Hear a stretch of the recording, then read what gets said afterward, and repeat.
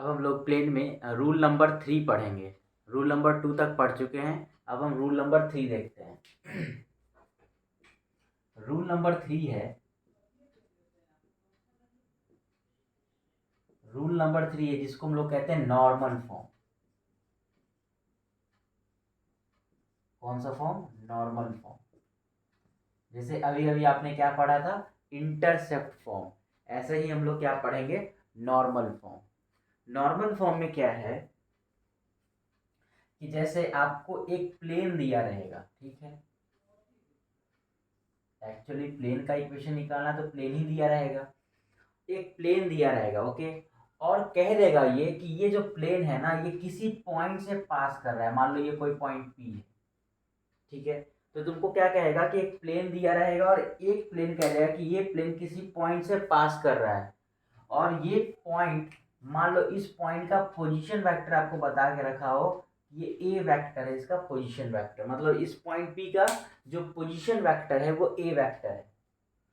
और ये बता देगा कि इसके ऊपर का नॉर्मल है ना, इसके ऊपर का नॉर्मल आपको एन वेक्टर बता देगा कि चलो ये आपका हो गया एन वेक्टर, ठीक है। तो यही है आपका नॉर्मल फॉर्म। तो नॉर्मल फॉर्म में क्या होगा दिया हुआ? तो नॉर्मल फॉर्म में हमें हमें क्या पता रहेगा? नॉर्मल फॉर्म में हमें नॉर्मल पता रहेगा।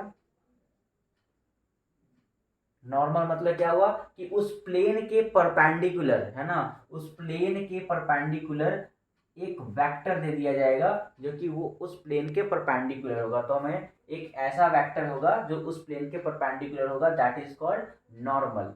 और नॉर्मल फॉर्म में और क्या दिया रहेगा? नॉर्मल फॉर्म में एक चीज और दिया रहेगा, पॉइंट, है ना, कि कहाँ से वो पॉइंट पास कर रहा है। पॉइंट पास नहीं कर रहा है, वो प्लेन किस पॉइंट से पास कर रहा है उसका पोजीशन वेक्टर दिया रहेगा, आई मीन पॉइंट दिया रहेगा। तो नॉर्मल फॉर्म में दो चीज दिया रहता है, एक दिया रहेगा नॉर्मल और एक क्या दिया रहेगा?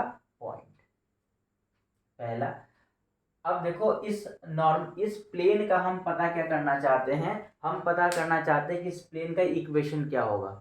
तो हम क्या करते हैं, इस प्लेन पर हम एक आर्बिट्ररी पॉइंट लेते हैं। मान लेते हैं कोई, उस आर्बिट्ररी पॉइंट को हम कैपिटल आर कहते हैं। तो मान लेते हैं कि इस पर एक हम आर्बिट्ररी पॉइंट हमने लिया कैपिटल आर, ठीक है। और ये जो हमने कोई पॉइंट लिया आर्बिट्ररी पॉइंट, आर्बिट्ररी पॉइंट कहने का मतलब क्या हुआ?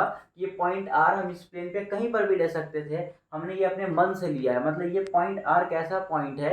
ये हमारा पॉइंट आर एक मूविंग पॉइंट है, ये इस प्लेन पे मूव कर रहा होगा, क्योंकि मूवमेंट किसी न किसी पॉइंट के लोकस से ही तो ये प्लेन बना है ना। लोकस मतलब पाथ होता है, तो आपको इसका मतलब ये पॉइंट आर मूव कर रहा होगा। तो हमने मान लिया कि ये पॉइंट आर हमारा आर्बिट्ररी पॉइंट है, और उस पॉइंट का हम पोजीशन वेक्टर मान लेते हैं कि उस पॉइंट का पोजीशन वेक्टर है आर वेक्टर। अब तुम देखो, अगर मैं तुमसे पूछूं कि अगर हम इस प्लेन पर, जो मैंने ये जो दो प्लेन लिया है, इस प्लेन पर एक तो हमारा ये तो पॉइंट पी फिक्स पॉइंट है। ऐसा क्यों? क्योंकि ये तो गिवन पॉइंट है, मतलब ये जो प्लेन है हमारा, ये गिवन पॉइंट से पास करेगा, तो पॉइंट तो हमें गिवन है, और जब गिवन है तो पॉइंट तो फिक्स होगा, ये फिक्स्ड है। नॉर्मल हमारा दिया हुआ है कि ये इस प्लेन के नॉर्मल है। और आपको मैंने पहले ही बताया था कि जितने भी वेक्टर्स हम पढ़ते हैं वो सारे के सारे वेक्टर्स क्या होते हैं? फ्री वेक्टर्स होते हैं। मतलब कि इस वेक्टर को हम कहीं पर भी शिफ्ट करा सकते हैं पैरेलली। जैसे जैसे मान लो कि ये आपके पास ये कोई प्लेन सरफेस है ना, और तुम देखोगे कि ये क्या हो गया? नॉर्मल हो गया, क्योंकि नॉर्मल इसका मतलब ये जो होगा, ये कितना डिग्री पे बन रहा होगा बताओ? ये आपका 90 डिग्री होगा, है ना। तो इसको आप कहीं पर भी शिफ्ट कर देंगे ना, इस प्लेन पे आप कहीं पर भी शिफ्ट कर देंगे पैरेलली, ये हमेशा वेक्टर इस प्लेन के हमेशा क्या रहेगा? परपेंडिकुलर ही रहेगा। तो एग्जैक्टली ये जो हमारा एन वेक्टर, इसको हम कहीं पर भी पैरेलली अगर कहीं शिफ्ट कर देंगे तो इस प्लेन के हमेशा क्या रहेगा? परपेंडिकुलर रहेगा। दूसरा, हमने मान लिया था कि ये पॉइंट पी से पास करेगा, और कोई पॉइंट आर से, और ये हमारा पॉइंट आर आर्बिट्ररी पॉइंट है, मतलब ये मूविंग पॉइंट है। अगर मान लो कि अगर मैं ये कहूँ कि ये जो हमारा पॉइंट पी और पॉइंट आर, अगर इन दोनों को मैं मिला लूँ, अगर मैं मिला लूँ और आपसे पूछूं कि जो पी आर वेक्टर है, ये पी आर वेक्टर का वैल्यू कितना होगा, तो क्या कहेंगे? तो आप कहेंगे पी आर वेक्टर, तो आपको तो पता है पी आर वेक्टर का हो जाएगा position vector of R vector minus position vector of P. Point P, यही होगा ना position vector of a point P. मतलब पोजीशन वेक्टर तो पता है कहीं ना कहीं स्पेस, कहीं ना कहीं ऑरिजिन होगा, और ये कहीं ना कहीं इससे मिल रहा होगा, और ये कहीं ना कहीं ऑरिजिन से, ऐसे ही होता है ना। ये हो गया आपका ओ आर वैक्टर, ये हो गया आपका ओ पी वैक्टर। तो अगर आपसे पी आर वैक्टर पूछेगा कैसे लिखेंगे हम, O R vector minus O P vector. P R vector का वैल्यू यहाँ से हमारे पास कितना आ रहा है, तो पी आर वैक्टर का वैल्यू हमारे पास है ओ आर वैक्टर, बता सकते हो ओ आर वैक्टर कितना है, तो आपको पता है ओ आर वैक्टर का वैल्यू हो जाएगा R vector minus P point का पोजीशन वैक्टर कितना हो जाएगा ए वैक्टर। तो हमारे पास पी आर वैक्टर का वैल्यू कितना है, R vector minus A vector. आपसे अगर मैं पूछूं कि ये पी आर वैक्टर कहाँ होगा, तो ये पी आर वैक्टर इसी प्लेन पे होगा, है ना। ये हमारा मान लो ये हमारा पॉइंट पी है, ये पॉइंट आर है, तो अगर हम पी आर वैक्टर निकालें तो यही आएगा, है ना। और ये हमारे पास इसी के ऊपर हमारा ये नॉर्मल है। तो अगर मैं पूछूं कि जो पी आर वैक्टर है और ये नॉर्मल है, इन दोनों के बीच का एंगल कितना डिग्री होगा, तब भी आप कहेंगे कि 90 डिग्री ही होगा। क्यों? क्योंकि अगर आप देखेंगे कि ये आपके पास पी आर वैक्टर है और ये आपके पास नॉर्मल है, तो अभी भी पी आर वैक्टर और नॉर्मल के बीच का कितना एंगल होगा, 90 डिग्री ही होगा। तो P R vector is perpendicular to, तो हम कह सकते हैं कि जो हमारा ये पी आर वैक्टर है, ये पी आर वैक्टर जो है हमारा, है ना, हम यहाँ ही यही लिख देते हैं, ये जो हमारा पी आर वैक्टर है ये परपेंडिकुलर होगा किसके बताओ, नॉर्मल के। और आपको पता है कि पी आर वैक्टर नॉर्मल के परपेंडिकुलर है, तो ये देखते ही मेरा मेरा मन खुश हो गया है कि दोनों का डॉट प्रोडक्ट तो पक्का कितना हो रहा होगा, 0 हो रहा होगा। क्योंकि मैंने बताया है कि जब भी दो वेक्टर अगर एक दूसरे के परपेंडिकुलर होते हैं तो दोनों वेक्टर का डॉट प्रोडक्ट कितना होता है, 0 होता है। तो यहाँ से हम पी आर वैक्टर को क्या लिख सकते हैं, यहाँ से हम पी आर वैक्टर को लिख सकते हैं, यहाँ से हम पी आर वैक्टर को लिख सकते हैं। पी आर वैक्टर का वैल्यू हम लोगों ने निकाला है यहाँ पे, ये हमारा पी आर वैक्टर है। तो पी आर वैक्टर का वैल्यू हम लोगों ने निकाला है R vector minus A vector, और ये हमारे पास है dot N vector equal to 0। इसको थोड़ा सा हम मैनिपुलेट करेंगे तो हम क्या लिख सकते हैं, R vector dot N vector equal to, या माइनस ये भी कर लेते हैं, minus A vector dot N vector equal to 0, which implies that r vector dot n vector equal to a vector dot n vector। तो ये जो formula है ना, इसी को हम कहते हैं नॉर्मल फॉर्म, है ना। तो ये हमारा प्लेन का इक्वेशन है ना, ये जो है हमारा इसी प्लेन का इक्वेशन है। तो this is the required equation of a plane. तो अगर आपसे कोई पूछेगा कि प्लेन का इक्वेशन क्या होगा, अगर वो प्लेन किसी गिवन पॉइंट से पास कर रहा है ना, अगर वो प्लेन किसी गिवन पॉइंट से पास कर रहा है जिसका पोजीशन वेक्टर ए वेक्टर है, और उसी प्लेन के परपेंडिकुलर हमारा वेक्टर अगर एन वेक्टर है, तो बताओ उस प्लेन का इक्वेशन क्या होगा। तो हम याद रखेंगे कि R vector dot N vector equal to A vector dot N vector. R vector यहाँ पर क्या होगा, वेरिएबल पॉइंट है, वेरिएबल पॉइंट का पोजीशन वेक्टर है, तो आर वेक्टर चेंज कर रहा होगा। एन वेक्टर हमें पता है नॉर्मल गिवन होगा, ए वेक्टर भी पता है, एन वेक्टर भी पता है। तो तुमको पता है ए वेक्टर और एन वेक्टर का जो डॉट प्रोडक्ट होता है, सॉरी, ए वेक्टर और एन वेक्टर का जो डॉट प्रोडक्ट होता है, डॉट प्रोडक्ट हमेशा क्या होता है, एक नंबर आता है। तो इन दोनों का हमेशा क्या आएगा, एक नंबर आएगा। ठीक है, तो इसको हम ऐसे भी याद कर सकते हैं, ये तो हम याद करेंगे ही करेंगे, ये तो हमारा फॉर्मूला हो गया है ना, ये तो हमारा फॉर्मूला, ये तो हम याद करेंगे ही करेंगे। इसी को याद करने का एक ऐसे भी हम तरीका कह सकते हैं कि हम R vector dot N vector equal to D, ठीक है, जहां पे डी का मतलब क्या है, वेयर, जहां डी का मतलब है ए वेक्टर डॉट एन वेक्टर, क्योंकि ए वेक्टर भी पता है, एन वेक्टर भी पता है, तो हमें कोई ना कोई जब सॉल्व करेंगे तो कोई ना कोई नंबर आएगा, that number is known as, or sorry, that number is called d here, okay। so r vector dot n vector equal to d, and this is the equation of a plane when the n vector is a normal to the plane and a vector is the position vector of a point p from which my plane is passing, है ना, जहां से हमारा plane क्या कर रहा है, पास कर रहा है। तो ये हमारा बहुत छोटा सा नॉर्मल फॉर्म का कॉन्सेप्ट था। ठीक है, अब इसको हम मिटाते हैं और कुछ बेसिक पहले कुछ नोट्स हम लिख लेते हैं।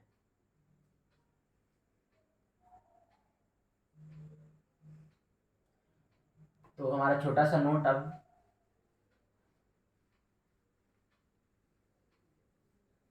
अगर मैं कहूँ कि x जो हमारा है ना एक्स वाई प्लेन, अगर मैं पूछूं कि एक्स वाई प्लेन का आप बता सकते हैं इक्वेशन कितना होगा? अगर मैं पूछूं कि एक्स वाई प्लेन का इक्वेशन कितना होगा, बता सकते हैं? What is the equation of a X Y plane? थोड़ा सोच के बताओ, कमेंट भी कर सकते हैं आप।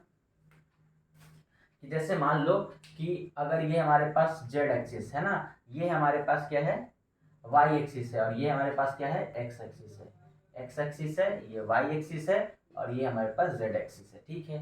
और हमें ये तुम्हें पहले से पता है कि ये तीनों के तीनों क्या है, म्यूचुअली परपेंडिकुलर है। हम ये कह रहे हैं कि ये जो एक्स वाई प्लेन है ना, हम ये कह रहे हैं कि जो एक्स वाई प्लेन है, इस एक्स वाई प्लेन का क्या इक्वेशन होगा? ये जो आप देख रहे हैं ना, ये प्लेन, ये जो प्लेन आप देख रहे हैं, ये एक्स वाई प्लेन का क्या इक्वेशन होगा, बता सकते हैं आप? तो आपको पता चल गया होगा कि एक्स वाई प्लेन का इक्वेशन क्या होगा। देखो ये पूरा का पूरा प्लेन है ना, अगर हम फिर से दिखाएं, ये तुम्हारा एक्स वाई प्लेन है ना, ये तुम्हारा एक्स वाई प्लेन है, और देखो ये जेड एक्सिस किसकी तरह काम कर रहा है, नॉर्मल की तरह काम कर रहा है। तुम बता सकते हो कि जेड एक्सिस के अलोंग जो हमारा यूनिट वेक्टर होता है, कौन होता है, के कैप होता है। इसका मतलब के कैप जो हमारा वेक्टर है, ये K cap vector X Y plane के ऊपर नॉर्मल का काम कर जाएगा। तो अगर हम कह सकते हैं इतना चीज, ये तो हम बता सकते हैं कि यहाँ नॉर्मल का जो काम कर रहा होगा, जो नॉर्मल वेक्टर होगा, वो कौन काम कर रहा होगा, के कैप काम कर रहा होगा। एक्स वाई प्लेन के लिए हम बात कर रहे हैं, है ना, हम यहाँ पे किसके लिए कर रहे हैं, एक्स वाई प्लेन के लिए। अगर हम बोले कि एक्स वाई प्लेन के लिए कि हमारा जो नॉर्मल होगा, वो नॉर्मल क्या हो जाएगा, इन वेक्टर हो जाएगा, मतलब के कैप हमारा नॉर्मल हो जाएगा। और अभी अभी हम जो फॉर्मूला पढ़े उसके लिए क्या चाहिए बताओ, हमें नॉर्मल भी चाहिए, मतलब किसी भी प्लेन का इक्वेशन लिखने के लिए क्या चाहिए, अभी अभी हम लोगों ने पढ़ा कि किसी भी प्लेन का इक्वेशन लिखने के लिए, तुमको भी याद है, अभी अभी हमने जस्ट बताया है कि किसी भी प्लेन का इक्वेशन लिखने के लिए आपको चाहिए नॉर्मल और आपको चाहिए पॉइंट। तो याद रखना है दो चीज, कि अगर किसी भी प्लेन का इक्वेशन लिखना है तो आपको केवल दो ही चीज चाहिए। क्या चाहिए, कि उस प्लेन के ऊपर का नॉर्मल क्या है, और वो प्लेन किस पॉइंट से पास कर रहा है। तो बता सकते हो ये एक्स वाई प्लेन किस पॉइंट से पास कर रहा है, बोले देख तो लिए, ये पॉइंट बड़ा आसान सा पॉइंट है, ओरिजिन। ये प्लेन एक्स वाई प्लेन हमारा ओरिजिन से भी पास कर रहा है ना, तो हमारा पी का नाम कौन कर गया, 0,0,0 इस पॉइंट से पास कर रहा है। तो इसका मतलब यहाँ पे हमारा पोजीशन वेक्टर का काम कौन करेगा, तो पोजीशन वेक्टर का काम कौन कर गया, जीरो वेक्टर कर गया, है ना। जीरो आई cap plus zero j cap plus zero के कैप, है ना, समझने के लिए ऐसे हम लिख सकते हैं जीरो वेक्टर। तो हमारा फॉर्मूला क्या आ जाएगा, इस एक्स वाई प्लेन का इक्वेशन क्या हो जाएगा, तो हम कहेंगे equation of X Y plane is, अगर तुमसे पूछा जाए कि एक्स वाई प्लेन का इक्वेशन क्या होगा, तो फॉर्मूला क्या है, R vector dot N vector, है ना, R vector dot N vector, N vector का काम कौन कर रहा है, K cap, R vector dot K cap equals to A vector, कौन है, zero vector dot K cap. तुमको पता चल रहा होगा कि R vector dot K cap, zero vector का डॉट लेंगे के कैप के साथ तो जीरो आएगा। तो ये जो हो गया, ये किसका इक्वेशन हो गया बताओ, ये हो गया है एक्स वाई प्लेन का इक्वेशन। किसका, एक्स वाई प्लेन का इक्वेशन। अभी जो हमने एक्स वाई प्लेन का इक्वेशन लिखना है, किस फॉर्म में लिखा है, अभी हमने जो एक्स वाई प्लेन का इक्वेशन लिखा है, ये लिखा है वेक्टर फॉर्म में। किस फॉर्म में, वेक्टर फॉर्म में हमने लिखा है ना।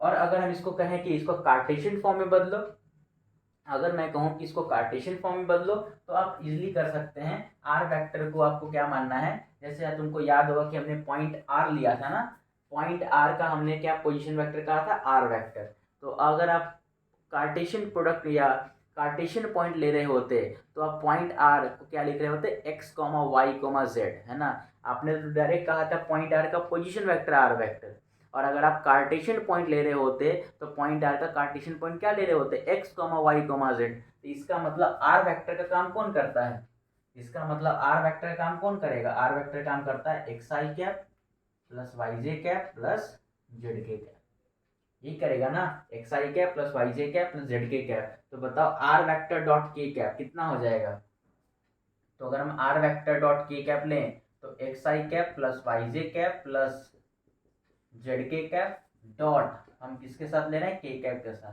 तो बताओ ये आई कैप डॉट के कैप तो जीरो होता है, जे कैप डॉट के कैप भी जीरो होता है, K cap dot K cap 1 होता है। इसका मतलब अगर तुमसे पूछा जाए कि एक्स वाई प्लेन का इक्वेशन क्या होगा तो क्या कहेंगे, जेड इक्वल टू जीरो। अब जेड इक्वल टू जीरो हो भी तो क्यों ना हो, क्योंकि आपको पता है एक्स वाई प्लेन पे हम कोई भी पॉइंट लेंगे तो उसका जेड कोऑर्डिनेट हमेशा कितना रहेगा, जीरो ही रहेगा। इसका मतलब कि अगर आपसे कोई पूछे कि एक्स वाई प्लेन का इक्वेशन बताओ वेक्टर फॉर्म में, तो क्या कहेंगे R vector dot K cap equal to zero. और अगर तुमसे पूछा जाए कि equation of X Y plane बताओ कार्टेशियन फॉर्म में, तो हम कहेंगे जेड इक्वल टू जीरो, है ना, हम कहेंगे जेड इक्वल टू जीरो। ऐसे हमसे पूछा जाएगा वाई जेड प्लेन का इक्वेशन बताओ, तो अगर हमसे कहा जाए वाई जेड प्लेन का इक्वेशन बोला जाए तो हम कहेंगे एक्स इक्वल टू जीरो। और हमसे पूछा जाएगा कि वाई जेड प्लेन का क्या वेक्टर फॉर्म बताओ, तो ये वाई जेड प्लेन का इक्वेशन बताओ वेक्टर फॉर्म में, तो क्या कहेंगे R vector dot I cap, है ना, ये आई कैप नॉर्मल का काम करेगा, तो कहेंगे R vector dot I cap equal to zero.